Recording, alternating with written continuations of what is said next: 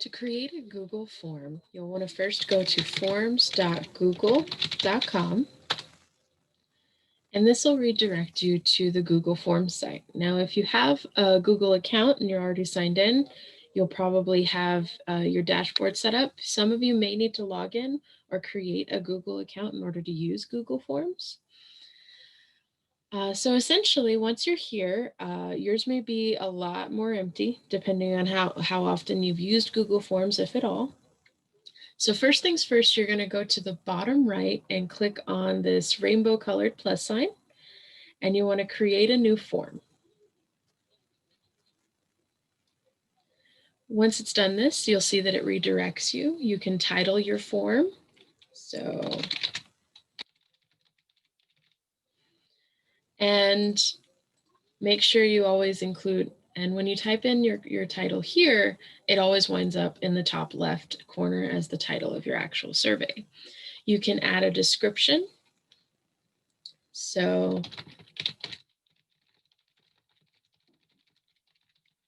you can make it short, lengthy, just whatever you need in order for your individuals who are going to be filling it out to know what they're filling out and how they could possibly do that.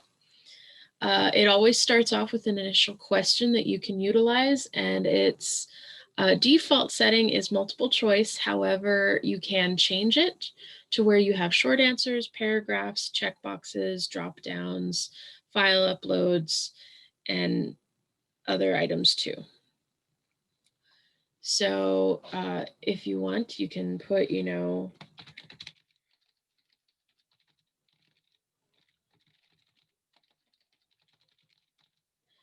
so for that, and then, fine, good, bad.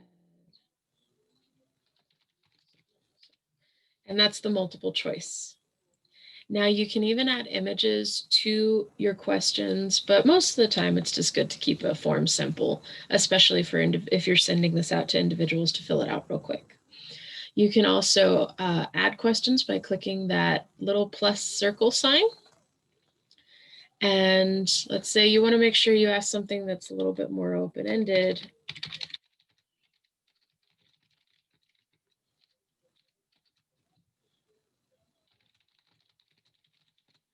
So that way your individuals can actually have a lengthier response.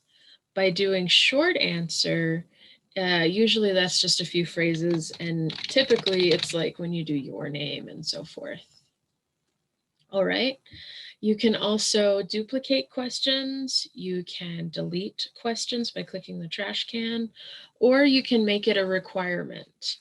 Depending on what you need to use it for. Especially if you're collecting data, you'll want to make sure that it's all required so that way they know that they have to actually do it. Now you can also import from other surveys. So for example, let's say you created another survey and there was a question on it you want to use, you can click that. And then as you can see, it directs you. So let's see, I'll select that one. And let's see, we'll just do that one.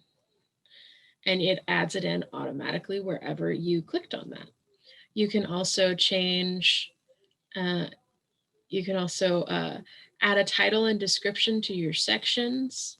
So let's say this section's just,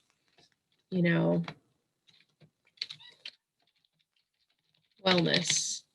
And then the next section, let's see, they'll go down here. And let's say the next section is actually going to be on learning. You can change it up as you need, add descriptions. You can add in images. So let's say, for example, you're asking about a specific place or person. You can include an image to assist the individual with knowing what they're referring to.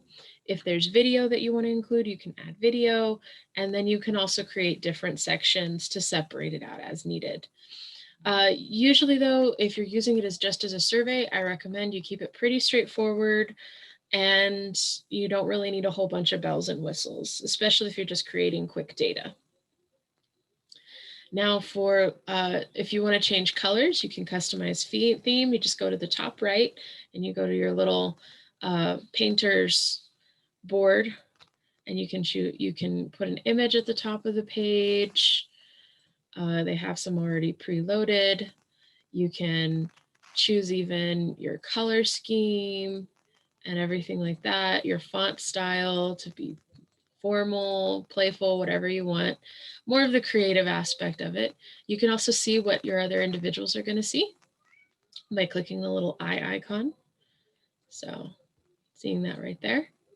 Settings will help you determine if you want to collect email addresses, how many responses you'll allow per person, if they can edit and submit, if they can see summaries, and everything. If you're doing like collecting data for the sake of progress notes, IEPs, you want to make sure you don't check mark this box, because you don't want them sharing their responses, since it's just going into your notes and the student's IEP.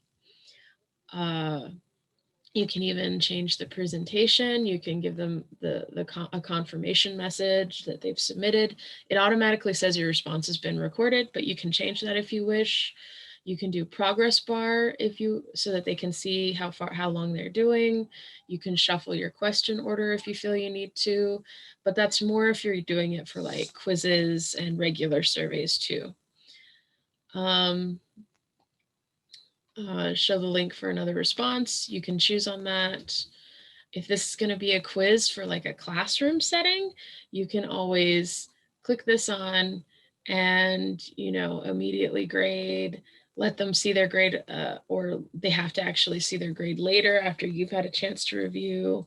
Let them see if they're missed questions, correct answers, all that.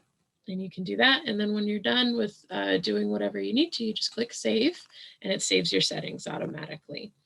And you can always check and see how your saves are going, because up here near the star towards the middle left, it says all changes saved in the drive. So you get a Google Drive that it saves to, or if it's saving and everything, so you can see what process you're in. When you're finished with your survey and done what you needed with it, you can click send in the right corner. I'll do that one more time. Right corner, send. And you can choose to email this directly to somebody. You can choose to send it as an actual link if you need to have a little bit more of a message with it, or want to use a specific work email. You can shorten the link so it's a lot easier as well, and then just click copy and it copies to it. Or if you're using this for your students and you want to actually include it in your a Canvas page or in a Canvas assignment or something, you can embed the code, and the form is automatically in there by embedding it into directly where you need to embed it for Canvas. And again, you can just click copy. If you know how to work with your ratios, feel free to play with the ratios to get the size that you want. But this is actually a pretty decent size for them. And that's how you can send it. So, and then you can always click the form icon in the left to go back to where your saved forms are, and you can see all of them.